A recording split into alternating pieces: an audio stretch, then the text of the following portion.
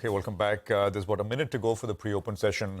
There have been some changes, technical aspects, the holiday being shifted, expiry today, the NSE in a circular basically saying that they are withdrawing the prior circular where they were moving expiry to Friday instead of Thursday. So a bunch of things.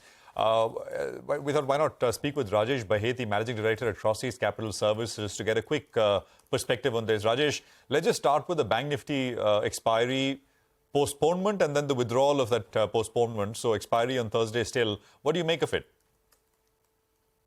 So, you've seen the recent launches by the NSE when you spoke about the Fin Nifty when they changed the expiry to Tuesday, as well as the mid-cap expiry on Wednesday, kind of helped these indices get some traction. Bank Nifty and Nifty were both expiring on the same day, and I think to some extent, the Bank Nifty was eating into Nifty's volume. So from a purely competitive point of view, it made sense for the NSE to kind of have two expiries for the Nifty and Bank Nifty just to get more bang for the buck in terms of revenue. So from that point of view, I think it was a move designed to add volumes to these segments so that they don't eat into each other's volumes on expiry days, which were common. No, will this, that's fine, that's NSE, but will this help BSE in a big way, in your opinion? No, so now what has happened is that the BSE has just launched its Sensex expiries on Friday. It was a fledgling product. It was picking up traction after a very, very, very, very long time. We saw some F&O activity in the BSE happening.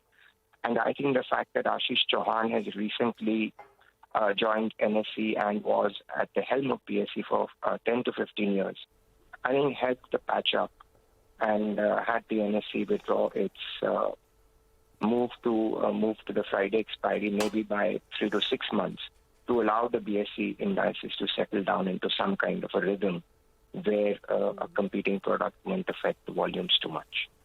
So Rajesh, this is only a temporary move for the next 3 to 6 months, and then eventually we will see NSE coinciding its expiry with that of BSE, according to you?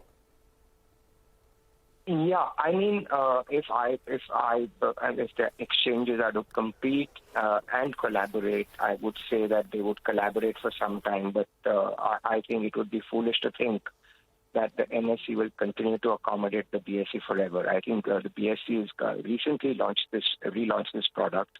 It's seen some traction, and I think in good neighborliness and friendliness, the NSE might have withdrawn this for now and said, okay, you take 3 to 6 months.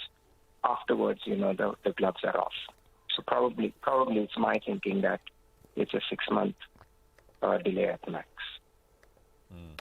Since we have you, Rajesh, briefly, any thoughts on the shifting of the expiry because of the holiday?